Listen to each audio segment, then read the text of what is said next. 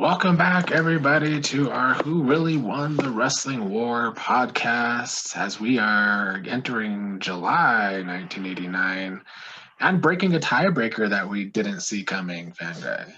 No, never in a million years thought it would be tied at this point. But I guess it's not how you start, it's how you finish. This is true. So,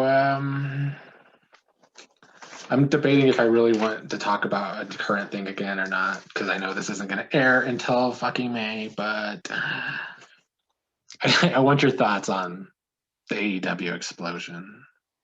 Oh, the botched explosion thing where, yeah. Oh, man, it was painful to watch. I'm not going to lie. Like, it was just painful to watch when Kingston just jumped on him like it was just going to be this whole ordeal. And it's just like, it's like three children running around with sparklers on the 4th of July is what it came out looking like. So, I don't it was a pretty, I enjoyed the pay-per-view up until, and I enjoyed that match up until that point. I mean, I didn't watch it, so I just saw it on social media, so it was bad. It was cringy. How did they follow up with that? Because I feel like they tried to make a storyline out of it on social media, but like, oh no, sometimes you just gotta take your punches. Dude, I'm with you 100%. Just take your lick. Technical failure. It was supposed to be epic. It wasn't. It is what it is, and you just take your licks because the match was fine up until that. So one of these days, we're gonna have to do current stuff. But for now, we must go back to 1989. Do we have to? I mean, I enjoyed one side of it, but this other side of it that we're gonna start with, I didn't enjoy either. Really? Well, we'll start with WWF. Oh, I think I enjoyed this one less. Yeah, this was the rough one for me as well. Like my mama always told me, if you don't have anything nice to say, just don't say anything. And it's just endless squash matches, and when the highlight of your show is Ronnie Garvin, the referee, getting into it with Greg the Hammer Valentine, and that's like the pinnacle of your program. Yeah. Do you think it's because Hogan was just so over that they just don't really give a shit about anything else? Because that's what it seems like to me. I mean, I'd be with that if they featured him more, but they don't even feature him that much. It's like he's on a once a month contract where he only has to show up for one appearance a month at this point. And so if you're going to use that, if you're going to go that route, like I get it, but go that route. At least dedicate yourself to that route. They aren't even doing that. This is a mess. It is an absolute mess. Well, I'll start with one of the few things I did like. It was Rick Martel on Brother Love, and he's coming into his own as the heel, but he's still feuding with Tito because that was the whole thing that happened at WrestleMania. And then they get into a brawl to end the segment because, they're doing all these Mexican jokes, basically. Yeah. I think the segment worked, though, I guess. Yeah, no, I agree with you. It was one of the better things that WWF had going for it. Rick Martel is charismatic. That is at least that's an effort in a feud. At least that's an effort. So it's like, part of me just wants to be like, WWF, I just want to give you an A for effort, because at least you're trying to have a story somewhere in here. Finally. Even if it's guys that we don't necessarily care about that much, like Tito Santana. I like Rick Martel, so I won't put him in the same boat there. But, they're trying, at least with those guys. At least they're trying. And we also finally saw your Dusty Rhodes Meat Man promo that you were talking about in the last podcast. That was the highlight of mine. You can't beat his meat. Yeah. Dusty Rhodes, he's needed so much in WWF right now. And I am worried they're going to do what you said and just kind of immediately over satire him. Because he's really needed with what's going on.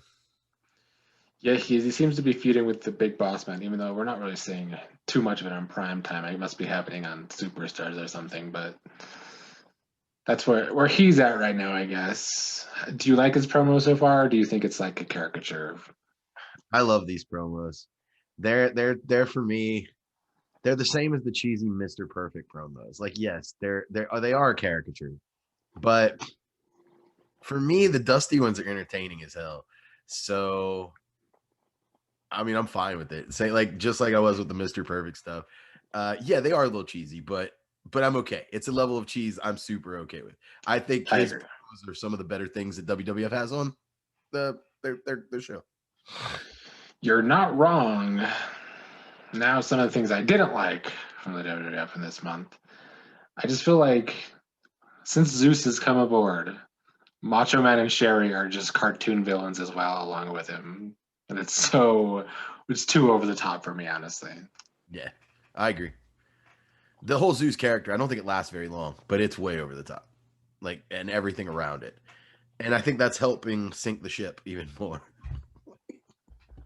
It is. I don't know how we got here from March to now. It's like, did you just nobody cares? It seems like to me, honestly.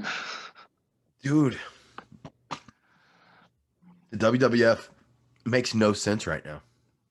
It doesn't. It's so scattered. They've even dropped the Andre John Studd thing, which is probably a good thing, but they dropped it completely. Yeah, just we've been building it for 2 months. Even longer, probably. I feel like close to the beginning of the year. Yeah, the Rumble. Yeah, it was. And nobody cared. And I guess they figured that out. I guess so. Well, the main storyline on TV, however, was Heenan quit primetime, gets his own Bobby Heenan show. I mean, it wasn't as funny as I was hoping, however, but I would honestly still rather watch that than these squash matches. So, I mean, I guess you can take it or leave it. I don't know. Yeah, no, I'm with you. I agree with that 100% because as much as Bobby the Brain has been carrying that entire show, I feel like WWF recognized that and they wanted to feature him more, but they did it in the wrong way because I was more entertained by him and Gorilla Monsoon going at it than I am by the Bobby the Brain show. So They need wrestlers as guests, I think would be better. yes, 100%. Tie more into use the Bobby the Brain show the way you use like the Brother Love segments and all that stuff. Make it just an extended segment where Brain can put over the heels and trash on the faces and do all that. And if they did that, I think it would be a lot better. I agree completely. I mean, anything you want to talk about before Saturday night's main event? All it is squash matches. I know. That is literally it. Whenever you're, I mean, what? No. Whenever your main events, you're looking at Hillbilly Jim and Boris Zukov. I mean, I guess the Hercules and Perfect match was okay with the draw. The Rocker, the whole Garvin switching decisions left and right. I don't like it. I'm not about that. Bad News and Coco. I mean, these are just not marquee matches. Like they're just not. They just didn't give us anything but squash matches, and then one half-ass match each show. Yep, that about sums up each prime time. And then we get like the last 20 minutes or 30 minutes of Heenan. Yeah. And random guests. Maybe there was a Roma heel turn. I couldn't even tell. Yeah, seemed like it. Like the Roma heel turn nobody cares about. Like, okay. Yeah, nothing spectacular at all. Well, we'll go to Saturday night's main event, starting with the WWF title to start the show. Hogan and Honky Tonk Man, with Jimmy Hart getting a lot of involvement in the match. I mean, it's Hogan, so it's a foregone conclusion. But any thoughts on the match?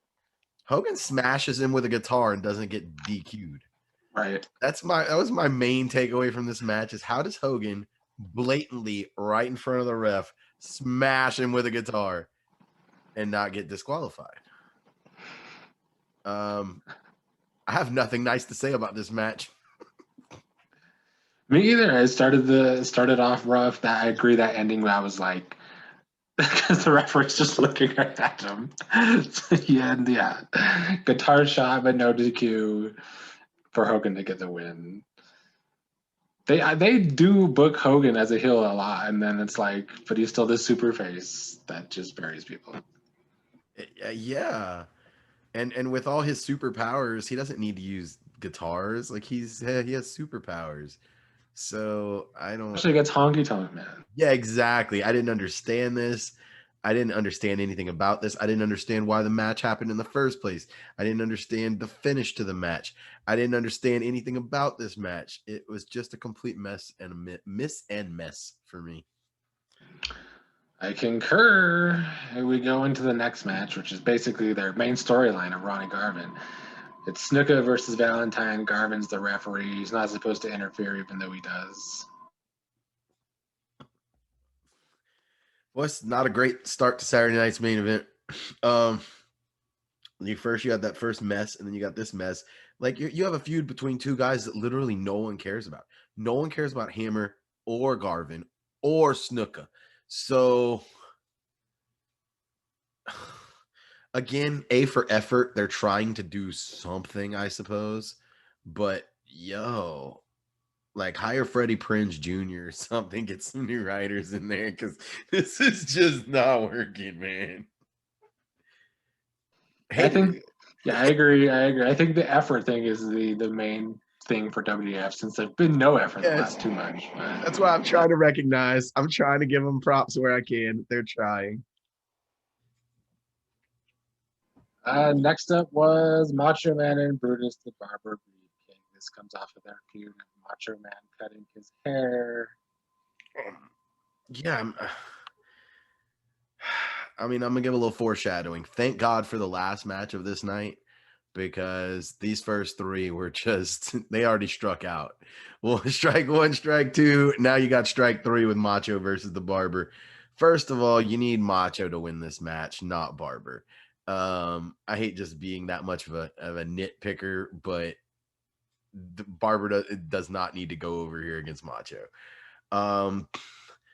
Macho doesn't need have Zeus come out and have a dirty finish to the match where Macho wins due to some interference. You still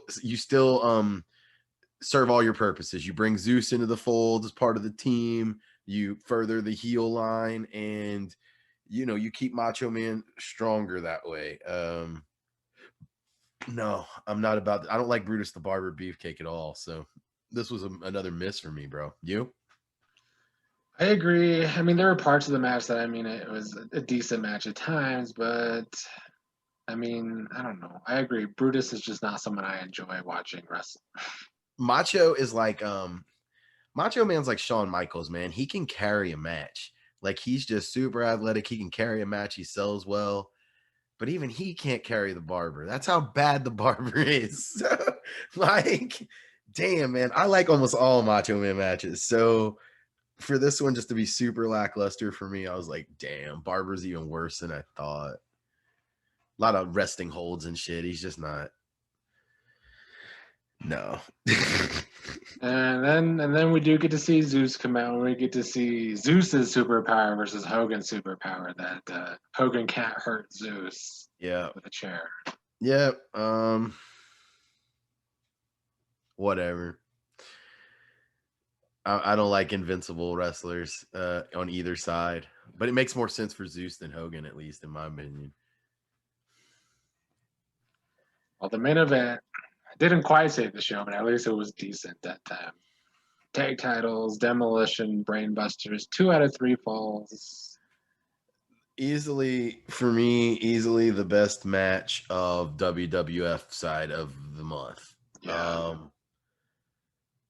Demolition's just kind of clunky and like, I don't know, but it was a good match.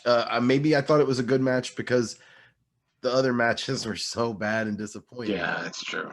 And I was really happy to see the Busters get the titles off of Demolition.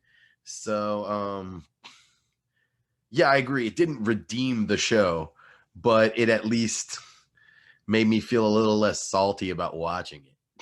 Like, I don't know.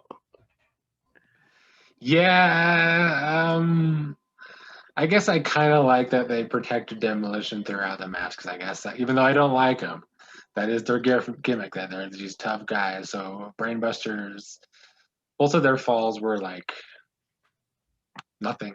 That wasn't their own fault that Brainbusters won this match, basically. Yeah, there was no spike pile driving of anyone and pinning cleanly like that in this one.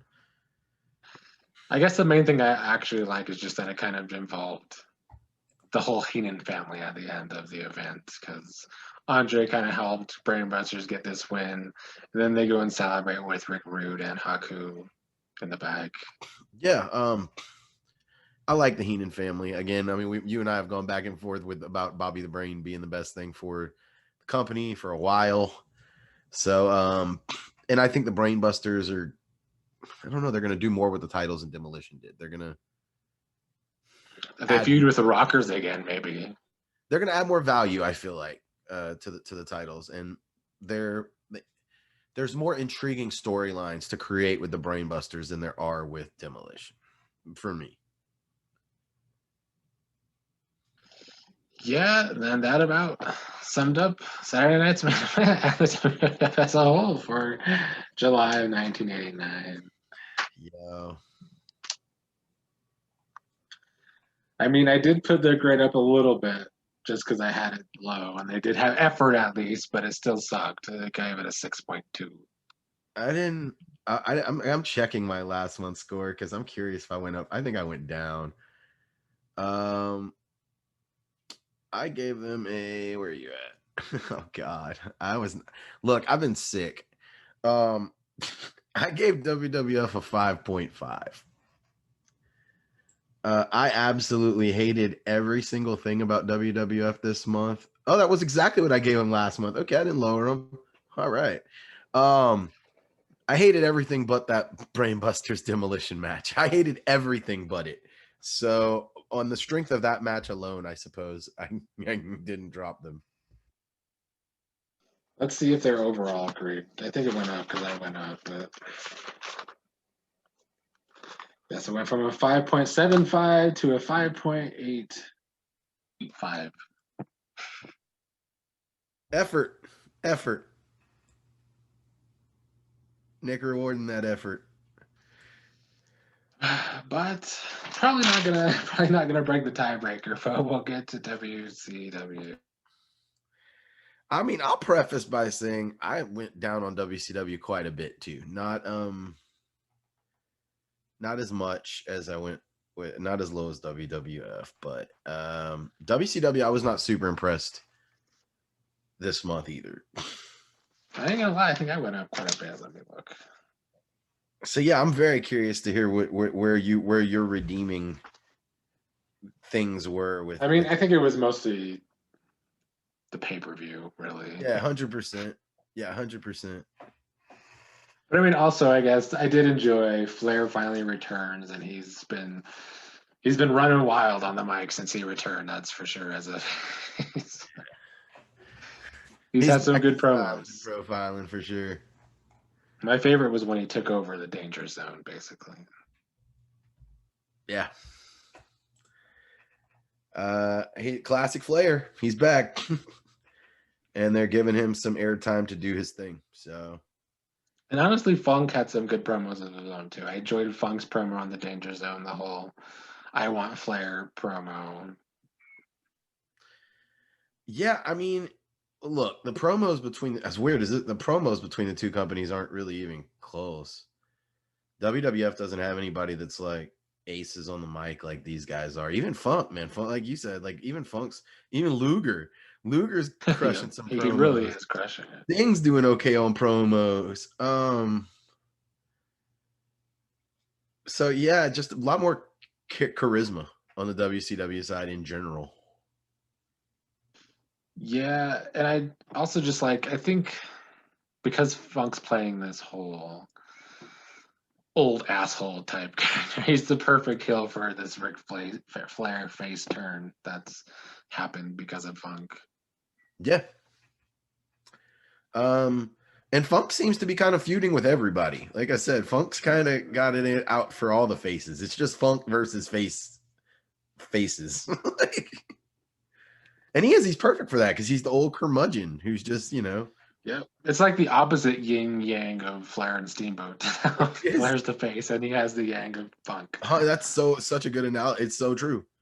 And that whole thing, it just plays so well against just about everything because he's there for one last ride and he's going to take his respect. He is a pure heel, but he's one of those anti-hero type heels. Yeah. For Funk. So I love the work he's been putting in. Well, we saw Sid Vicious this month teaming up with your main man, Dan Spivey, in the Skyscrapers. Oh, this one pains me because I'm a huge Sid Vicious fan. And I hate Dan Spivey with such a passion that. But you don't feel like this is at least better for Dan Spivey than the Varsity Club was? A better fit anyway. Yeah, because him and Sid Vicious have the same nonsensical verbiage thing going on where they're just, I don't know. Any sort of Spivey push just annoys me. Like he's just not a good wrestler. I actually do remember this tag team from when I was growing up now. Yeah, I hate Spivey so much. But yes, they look like a very dominant team that WCW is obviously going to be pushing very hard in the near future. Yeah, and I do find it interesting how Teddy Long surrounds himself by these monsters right now. Yeah, where did Norman go, by the way? Yeah, we only saw him once this month, and I remember. Where did Norman go? I guess they got the word in that he was not the most popular. I hope not. I hope he comes back. But yeah, I was, it was cool to see Sid Vicious. I was happy to see that. The Steiners are getting a lot more time without Gilbert. It's just the Steiner brothers, which is they needed. And the feuds even when we're talking about the pre pay-per-view, but yeah, even the feuds make more sense. Even though they did the blip thing where people are, I did look it up. It was a house show that Luger got the title back from Hayes. It was a house show. But their feuds are just making sense. At least they're doing something with like Luger and Steamboat now. Yeah, and Steamboat, I like the Steamboat better than the Family Man Steamboat. The fired up Steamboat is a ton times better on the microphone than Family Man Steamboat. Agreed.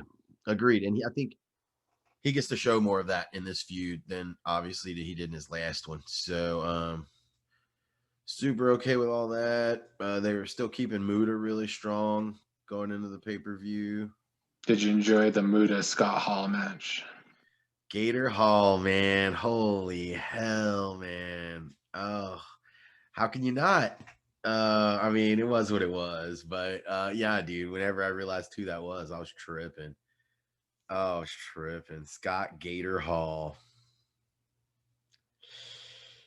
And we got to see Flying Brian in action as well. Yeah, got that Pillman debut. And he had a couple matches this month, I believe. Yeah, he did. Yeah, I mean that dude's just a classic. Like in my mind, Brian Pillman's a semi legend. Like he's a pretty famous guy. So seeing his debut, he's gonna bring a lot of aerial stuff that I think WCW needs because they have a lot of technicians. Yeah. What are your thoughts on the Muda Sting feud with Eddie Gilbert thrown in? I was digging it, and now I'm digging it less and less and less as it goes. I ain't trying to jump ahead, but even the finish at the pay-per-view to that match was weird. I feel like they're trying to draw it out longer, and I don't feel like we need it to be drawn out longer. Like, I feel like they could have capped it off at this pay-per-view, had it going one way or the other. Maybe have a rematch if Sting loses the title or something like that. But no, I don't. Gilbert's a mess for me right now. Like I feel like they don't know what to do with Eddie They Gilbert. don't. And And he's on the booking committee himself. yeah, he's trying to squeeze himself in wherever he can. He's like, nothing really That makes must sense. be it. Yeah, let me just try to insert myself here. Let me try to insert myself here. Nobody cares, man. Even like him and Sting took over the danger zone too, and nobody cares about Eddie Gilbert. Like all eyes on Sting. So I could do without Eddie Gilbert altogether, quite honestly. Well, we'll get to Great American Bash. I looked it up because I like to look these up after I watch them. And I feel like a lot of people say this is one of the best pay-per-views ever. I don't know if I'd go quite that far, but the second half was great. The first half, I think, brings it down from being one of the greatest pay-per-views ever. Yeah, I mean that's a bold statement. That is a really bold statement. I would definitely, just off the top of my head, absolutely not agree with that. I don't think it was a bad pay-per-view by any. It wasn't bad by any stretch of the imagination, but I definitely, for something to be called one of the greatest pay-per-views of all time, it needs to be good front to freaking back. And I don't think this was. I think this had some great moments and it had some not so great moments. And so I thought it was above average, but Yeah, I agree with you on that. I was surprised to see that as well. Yeah, that really shocks me wow. So we start with this Triple Crown Battle Royal where basically if you're thrown out of one battle royal, you could enter the other battle royal because there's 2 rings. Right. And then the winners of the battle royal are supposed to have a match after. But I mean, I like the concept, honestly. It's different than anything I've seen ever. But then we don't have the match after because the 2 skyscrapers win the battle royals. Yeah. Yeah, perfect. I mean, your assessment's perfect. It was like the idea was good. And I even understand that they're obviously trying to build up the skyscrapers as these huge, credible, like this unstoppable force, and that's why you have that finish to that match. But it takes so much of the sparkle off of the match when you don't have the great finale that everyone's promised of the winner from Ring 1 versus the winner from Ring 2. Like that's the apex of the match, and we don't get it. And they've been advertising it on every show too. So I mean, it's kind of like give them a payoff, maybe. Yeah. No climax. It's like it was all build up and then it just fell off because of that finish. Next up, Brian Pillman versus Wild Bill Irwin. I mean, it was what it was for Pillman, I guess. Yeah, I mean, this was just a match to get Pillman over a little bit and give him someone that isn't a complete and total jobber to beat. And I think that's what they were going for here. Give him at least a lower mid card guy to beat, to raise his stock.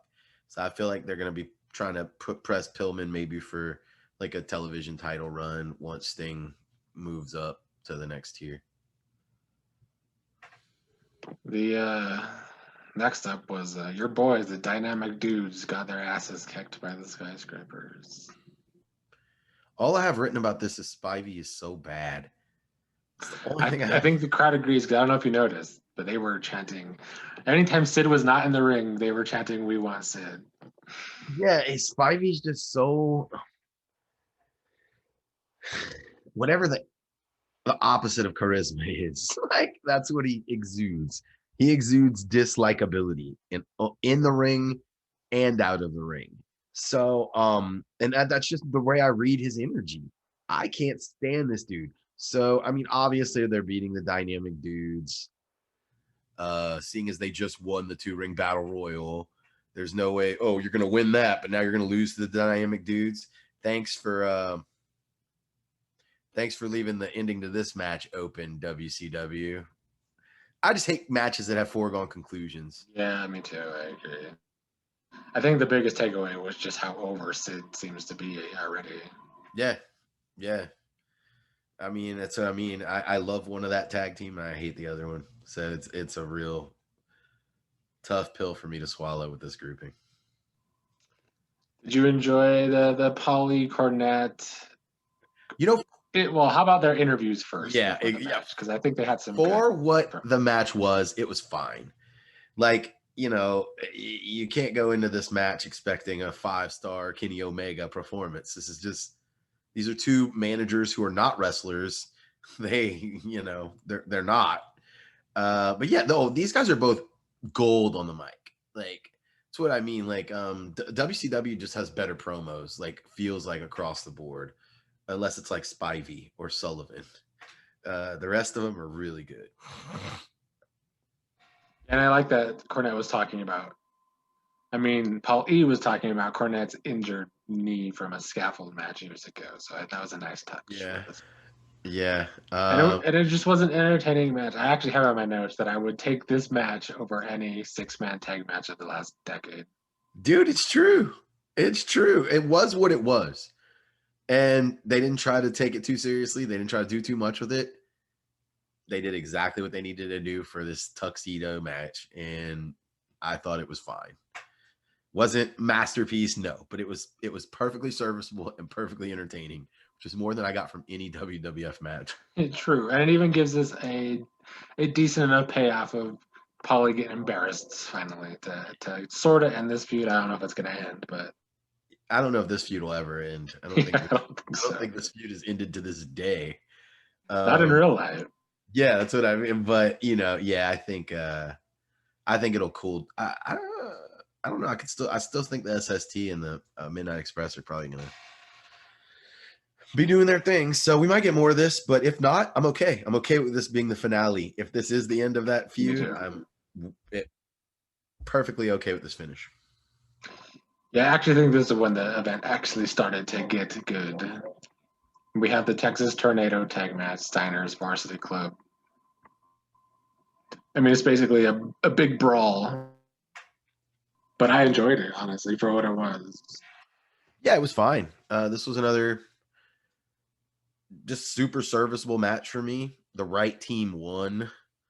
I mean, I don't know much to say. It was a good match. That's all I've written. Good match. The right team won. It was entertaining. For me, what I think starting to stand out at this pay-per-view was that for most of these matches, not all of them, we're getting good payoffs to these feuds. Some of which have been long, like Cornette and Paulie. This one hasn't. Well, it's kind of been long with Rick Steiner, but we get a payoff to him versus the Varsity Club as well. Yeah, absolutely. They've been messing with his girl. You can't do that. Exactly. Next up was the Sting Muda match with the not the best ending to this one. I don't know, because I think this is continuing, so we're not going to get a payoff here, I guess. But it's also, I think, Tommy Young, the referee, was just all over this card, if you realize. Yeah, this match for me was okay till the end. And then it got real scattered. Like, what you said. There's just no payoff. It's clearly they're trying to prolong this program a little longer, keep both guys looking strong. But I just don't get it. I don't get the finish to this match. And also, we just did this with the tag title, so we're just going to hold up another title. Exactly. Just a bad finish. I'd have been okay with a clean finish on either end. If you want to continue the program, continue it from there. Muda wins the title, or Sting beats Muda, and Muda wants another shot for whatever. You can prolong the program without just having this kind of finish to a match. Yeah, it was honestly my most the most disappointing match of the month for me, because I was looking forward to it, but it just didn't work out. I know, I'm with you. The only match I think I liked less was the Scrapers versus the Dudes. Yeah, I guess so. Next up was Luger and Steamboat, and I like how the build to this was. Steamboat wanted a no DQ match, was the whole build up to this, but Luger ain't gonna give it to him because Luger's the champion. Yeah, and so it ends with Steamboat getting himself DQ'd.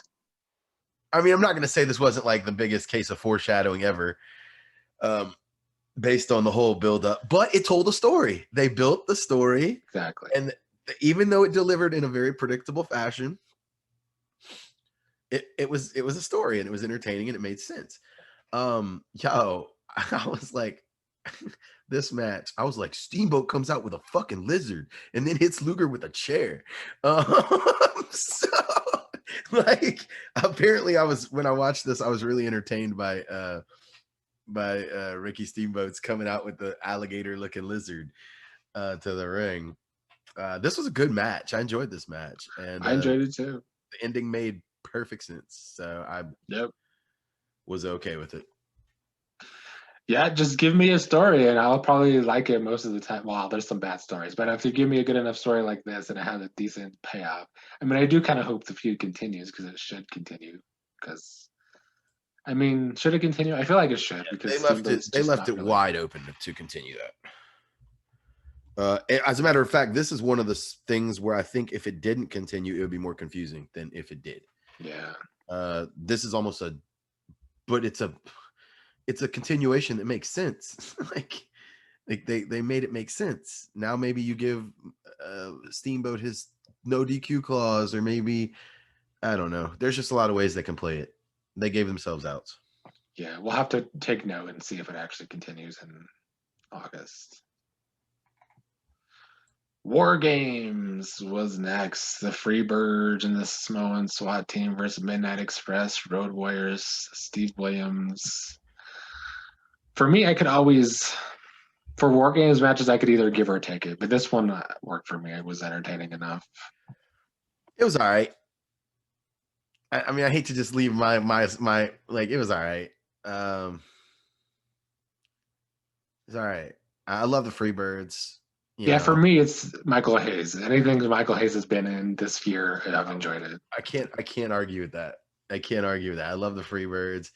These teams were a little scattered for me. They didn't make a whole lot of sense. Like, I prefer, I guess, just things to make a little more sense. Like if it's a 5-on-5, maybe it's a whole manager's stable, his 5 guys versus these teams just seemed a little bit scattered for my liking. And I think that took some of my emotional investment out of this match, because I wanted the Freebirds to win because it's the only people in the match I liked. But other than that, like, I just didn't really care.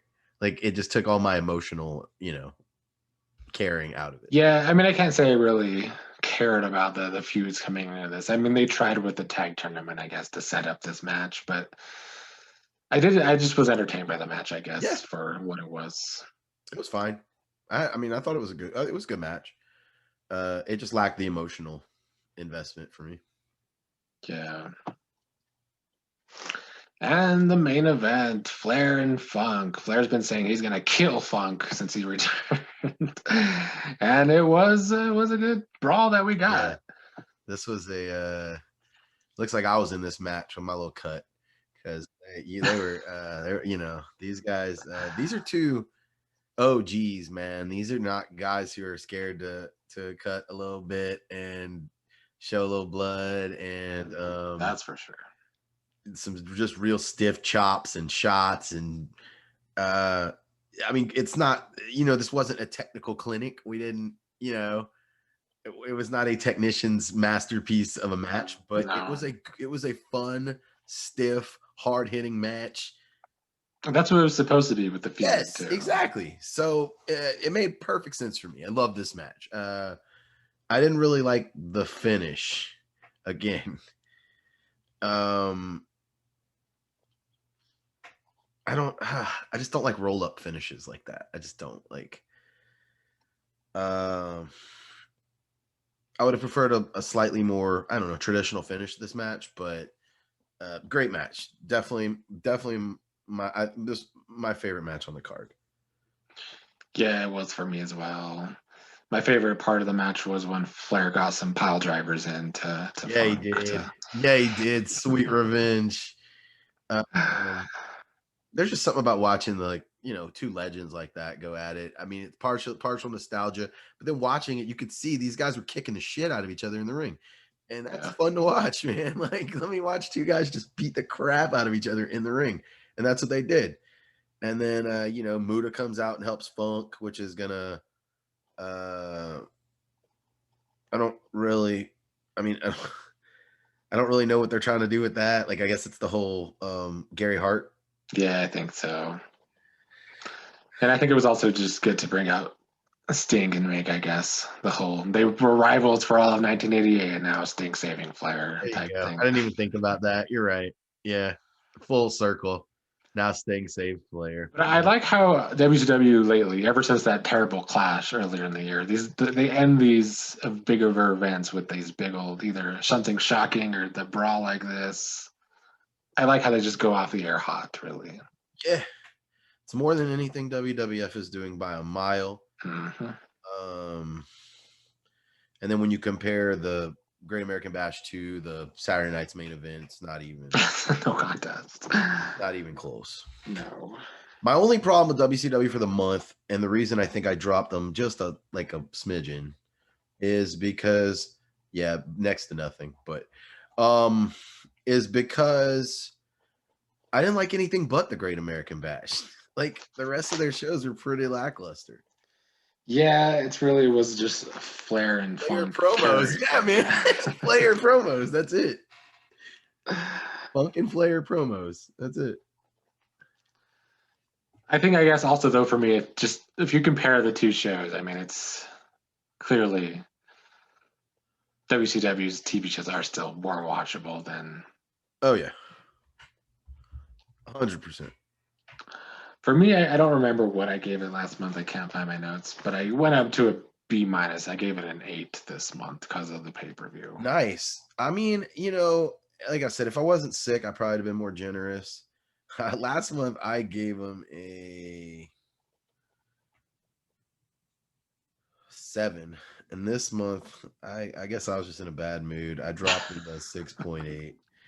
Even though I will concur that this pay-per-view for them was better than anything they gave us last month. So I should have probably altered.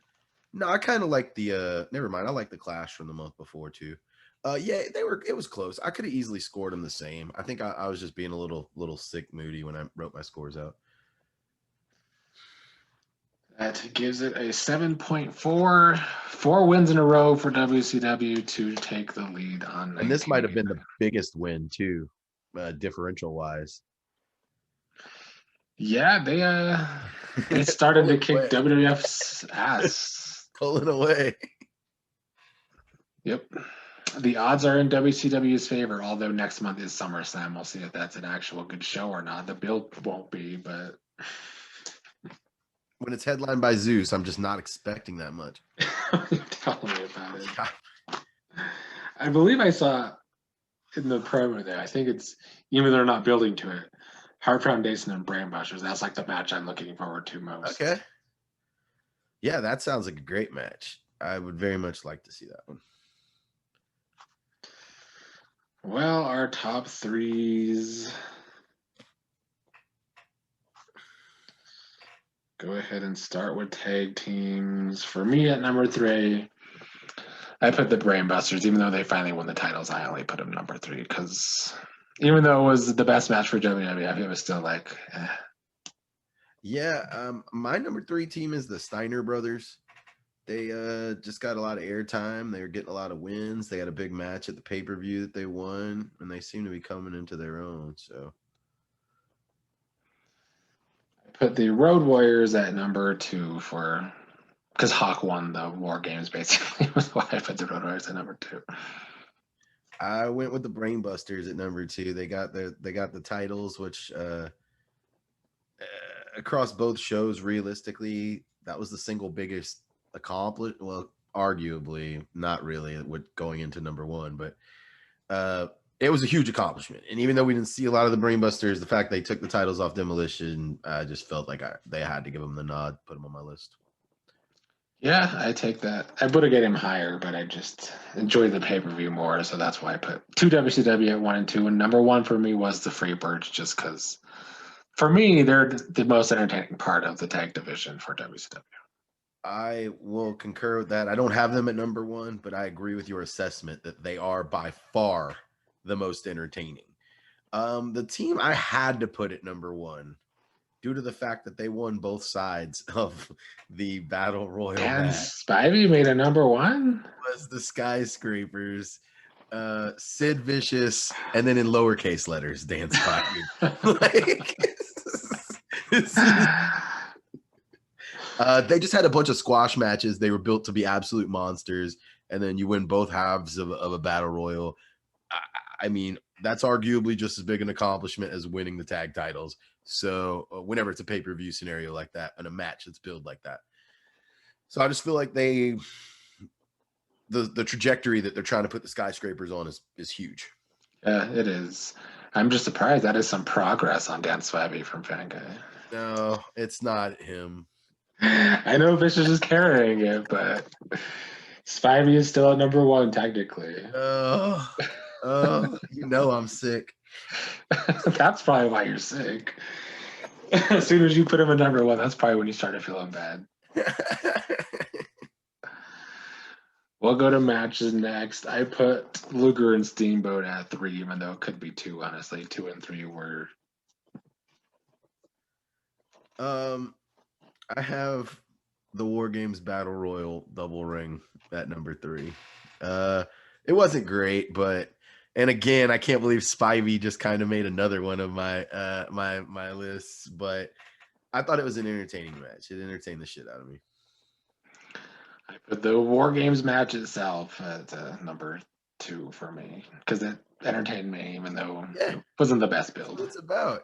I have Luger Steamboat at number 2. Dude came out with a fucking dragon. Like, what? He comes out with a dragon and hits Luger with a chair. And I'm assuming we both have Hogan and Honky Tonk. I'm just kidding. That's it. We both have Flair and Funk at number 1. The no DQ guitar shot heard around the world. No. Yeah, 100% fucking Flair. Just stiff match, man. Stiff match, bloody match. Let's go. On to feuds. I didn't know what to put at number 3. I'm not gonna lie. I wavered between several things and just ended up with Sting and Muda, even though it really wasn't my favorite. Okay, it's funny you described it that way because I could not have described my thought process on the feuds any better. Like I had a very clear number 1 and a very clear number 2, and in the number 3 slot, I had like several options, and I went with a different one. I went with Rick Martel and Tito Santana. That was one of my other options as well. Because it was just kind of a lack of options. All the options seemed about equal to me. Number 2, Luger Steamboat. And I assume 1 is Flair Funk because they were definitely the best feud of the.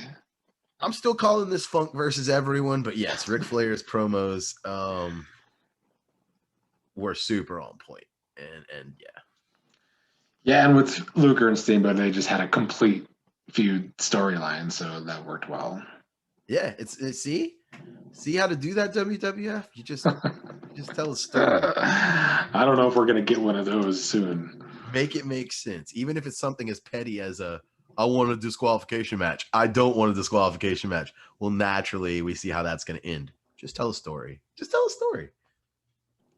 I'm all for them throwing fucking Red Rooster into a locker again. I think that would work for me and just have some kind of story. I'm like, God. On to superstars. I put Steamboat at number 3 because I've enjoyed this whole fire to his character that has begun. I have Sting at number 3. He's just been not losing. And yeah, similar, very similar thing. He, took over the danger zone and kind of did his own thing. So yeah. Funk at number 2 for me, who's the best hill going right now. 100% agree. Although Luger's a close second, but yeah, no, Luger's heel promos have been shocking the shit out of me. But I also put Funk at number 2. He's just his mic work's just so on point, and his in-ring work is also really on point. I don't have anything bad to say about Terry Funk. Either, and I assume the Nature Boy is at number 1. I mean, even though we didn't get a ton of action from him, the action we got on the microphone, for me, I only needed one match. I only needed this. I agree. He's carried the TV shows. So if you're that good on the mic, you only need one match. Take notes, Hulk Hogan. So yeah, I could have probably been more generous with my scoring because really thinking about it, this pay-per-view was pretty good, especially comparatively speaking. Yep, it was a good pay-per-view. Not one of the best pay-per-views of all time, I don't think, but it was a good pay-per-view. No.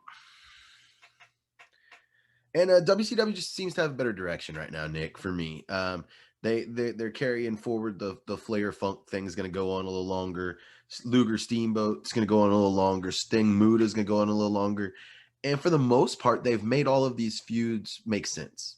And they've told stories, at least some story around all of them, which is more than we're getting from WWF on like literally anything right now, except for maybe like the Zeus Hogan thing.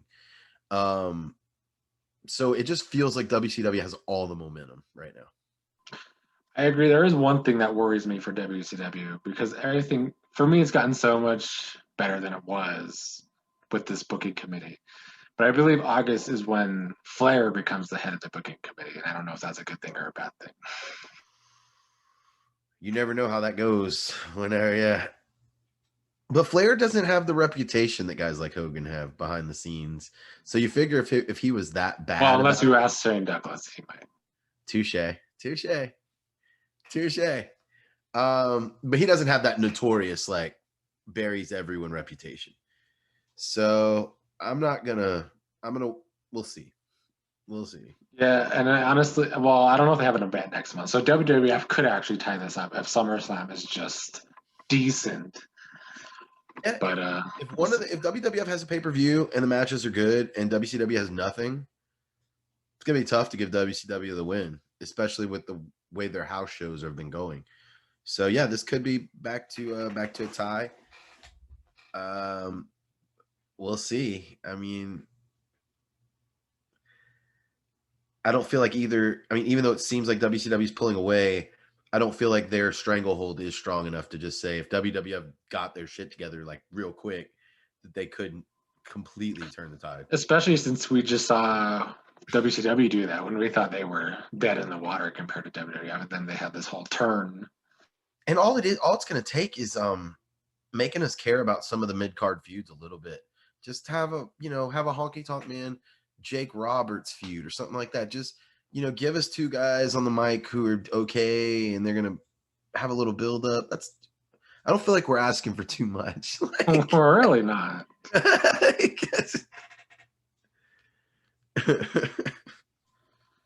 Well, any final thoughts on July 1989? A lot of squash matches. Yep. I just hope WCW keeps direction with Flair on top. So at least one of these sides are watchable to me. I think Flair will be on top for the foreseeable future, whether he's the champ or the, hovering. Because, I wouldn't be surprised if once this program with Funk is over, he gets into a program with maybe Luger, where Luger's the heel and he's the face. And then sometime in the next few years, they all become heels together with the New Horsemen. So, I'm curious to see where it goes, man. WCW definitely has more intelligent booking right now. 100% agreed. They are ahead for the first time in this little podcast debate thing. Whew. Who saw that coming? Started out. It wasn't us. Yeah. Well, thanks everybody for joining us. We will see everybody next week.